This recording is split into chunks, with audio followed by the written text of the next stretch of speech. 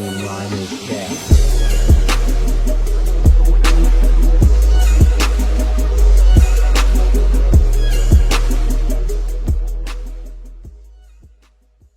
Shout out to my boy Music Vibe and most importantly, Mar Sam. Shout out to y'all for tapping in. I see my boy Music Vibe and uploading back to back, so you know I had to react to it.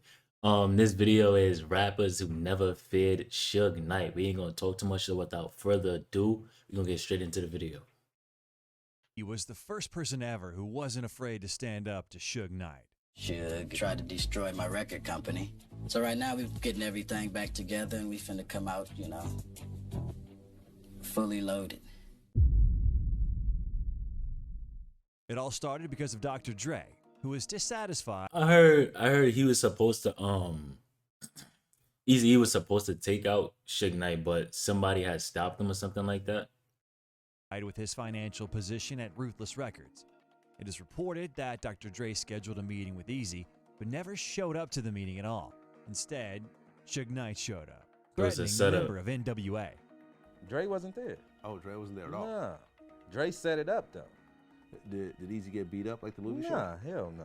No. They didn't Okay. touch him. Keefy D said that Eazy had all the Compton Crips behind him. Of and course. Suge wouldn't touch him. Of course. You gonna sign these, releasing Dre and DOC from Ruthless. And Eric was, if he walked between my legs, excuse my French, people probably would think he was my penis. I gotta kill this motherfucker Suge Knight. No, you're not gonna do that. Jerry Heller talked him out of the idea. Okay, He that's later what it said was. He regretted not letting him go on with it. I should have let him kill him. Yeah. You know, I would have done the world a favor. He would have done it for sure. BG Knockout recounted the story of how he met Suge Knight at the Billboard ceremony. I see Suge kind of trying to press Easy. So me and my brother jumped up, ran up there, like, what's happening? Suge was like, yeah, outside. We gonna see what's happening outside. They came back to the hood. They brought straps for everybody. So we went outside. Everybody was strapped up. So we got outside. We like, Suge, what's happening? Like, he was like, man, I ain't tripping on that shit. It's like, all right. Motherfucker Dre, motherfucker Snoop, motherfucker Deathrow. Yo, and here comes my The left As a blow. result, Dr. Dre got what he wanted: a studio, money, etc., and started working with artists like Snoop Dogg and Tupac. I didn't even know Chris Tucker was in that video. To an extent, Pac's arrival at Deathrow influenced Dr. Dre's decision to leave the label because they had different creative approaches. Pac wanted to spit out track after track, yet Dr. Dre is a perfectionist in this regard. Aside from that, Dre didn't like the environment at Deathrow, which was quite tense at the time, as was shown in the movie. And y'all ain't here acting like y'all on motherfucking vacation. I got Pac in the next motherfucking room. Grinding, man. Working. Dr. Dre made the decision to leave Deathrow, and since he didn't want any conflicts, he agreed to leave with empty pockets and create his own label called Aftermath. I said, Jimmy, when you want him, he can go with you, but he just leave with the shirt on his back. At the end of the day, everybody knows Dre's a hoe. One particular story was recounted in the documentary. So The the Deathrow way he said it at the end of the day, everybody know Dre's a hoe. Nah. Dre took those masters with him, and Suge was really pissed off. Suge tried to intimidate the producer, but nothing came of it. Suge Knight was angered by the success of Aftermath. When Dre was at the height of what he was doing at Aftermath, he just really was so focused on, you know, fuck him. But later, another reason became known as to why Dre decided to leave. As Dre said in an interview, if you get scammed once, it's their fault. If you get scammed a second time, it's your fault. Yeah. Nearly 2 decades later, Dre filed a lawsuit against his former label, alleging that they owed him over $3 million in unpaid royalties. Legal documents alluded that Dre believed there to be a discrepancy in the payments he received from Deathrow Records, and that they'd yet to honor a bonus from records sold while the label was in bankruptcy. Now, let's move on to Snoop Dogg.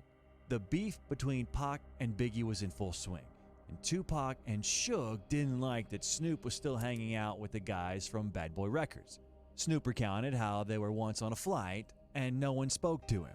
Was having conversations and doing all kinds of things, saying nothing to me. Pop, you going to Vegas to the fight? I said, Then came the day that changed everything Damn. for Tupac and for Deathrow as well. I mean, Tupac was I killed. mean, what's tricky with that story is some people be saying like yo, they was gonna squash it eventually, and then it's like, I don't know, man. And Snoop fell deep into depression. But the crazy thing is that this story is still being talked about from years and years and years and years and years ago. Not knowing what would happen next. He did, however, understand that this shit needed to end.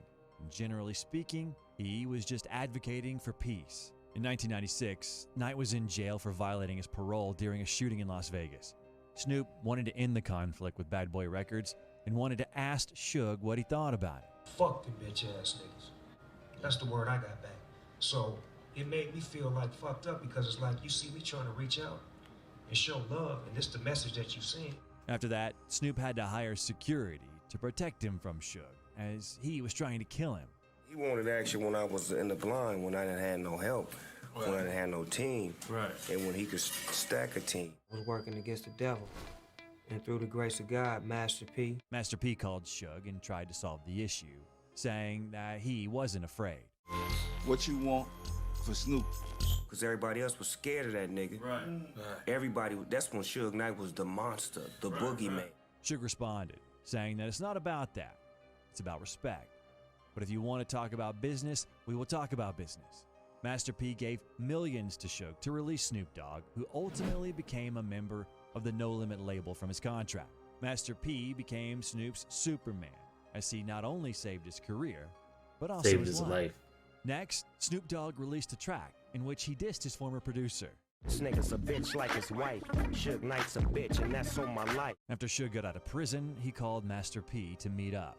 Oh, he say Cal ain't big enough for me, him, and Puffy. Well, I say, when you moving? Because I just bought a house.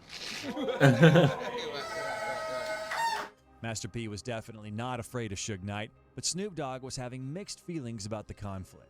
Who spoke with Suge Knight recently, who said he used to be a superstar and now he's just a no-limit soldier. What do you say to that?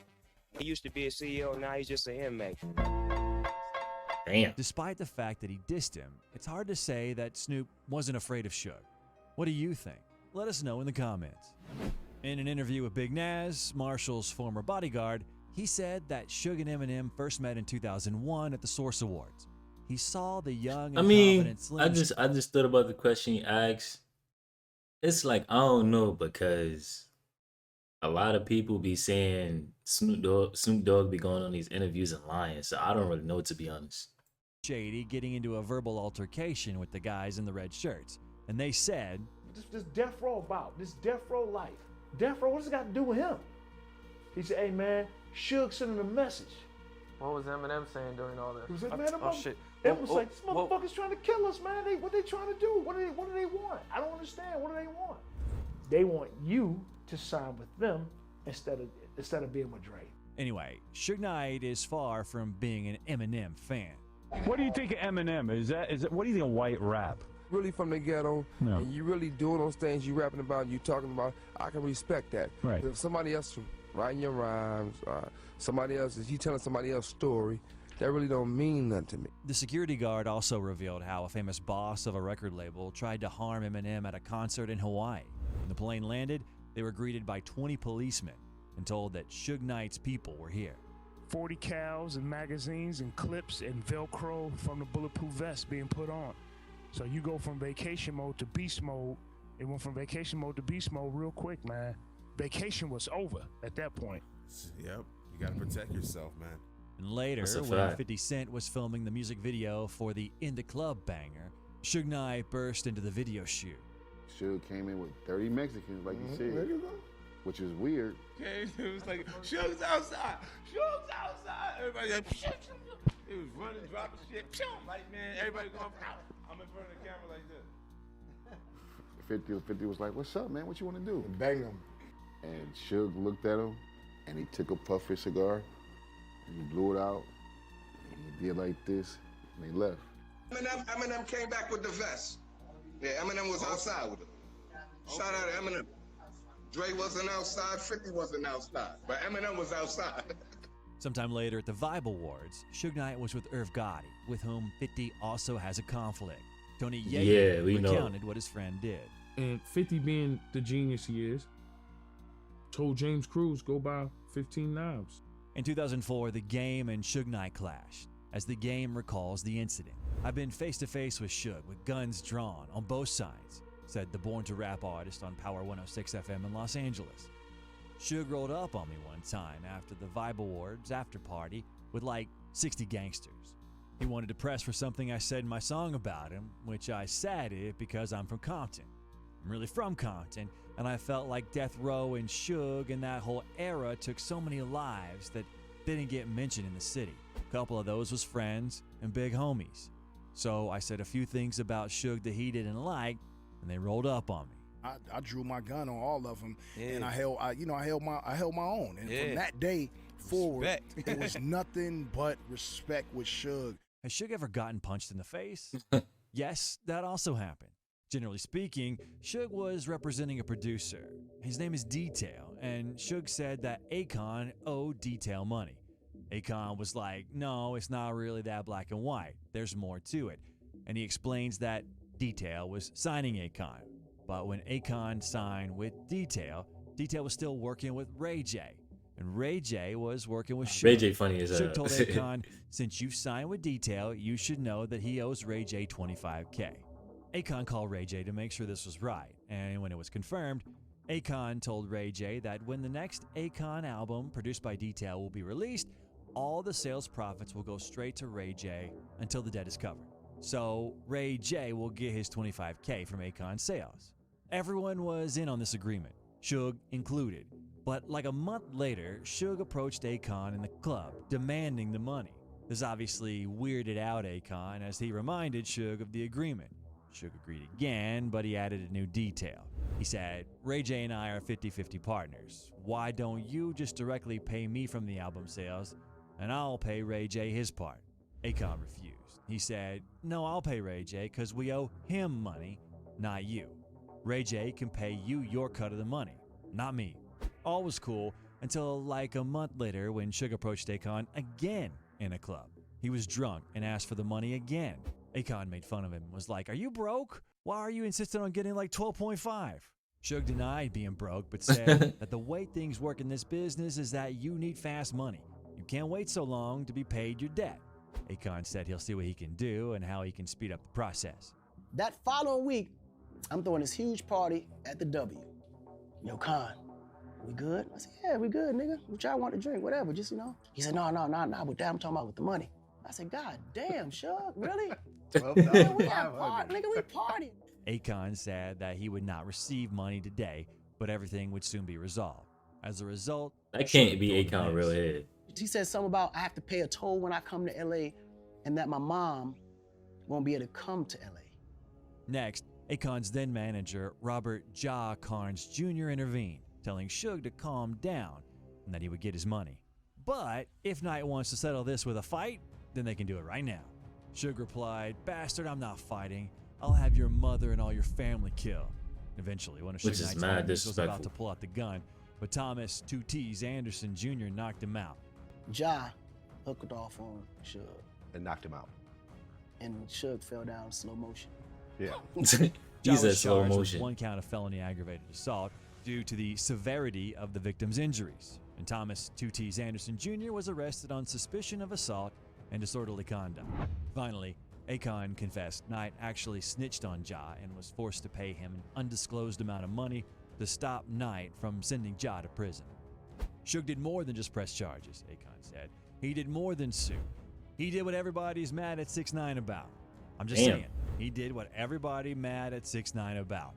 I had to pay off Suge to drop the charges for Ja because I couldn't see my man going to jail for that shit. Ja had just got out. Let us know in the comments what other rappers you are aware of who are not afraid of Suge Knight. By the way, I recommend you watch this video. Shout out to my boy Music Bob. He always show me love. Some always show his channel love. You know what I'm saying? It's a mutual thing. Damn. So it's crazy. If this is true, he calls Snoop Dogg a snitch. That's wild. But y'all get the comment section down below. Let me know what y'all think. Do y'all think like where Suge Knight at now is like karma for all the stuff he's done in his life, or do y'all think that's just know what I'm saying, regular causes. But with that being said, I appreciate y'all for all the love and support. Love is love, and I'm gonna catch y'all in the next video.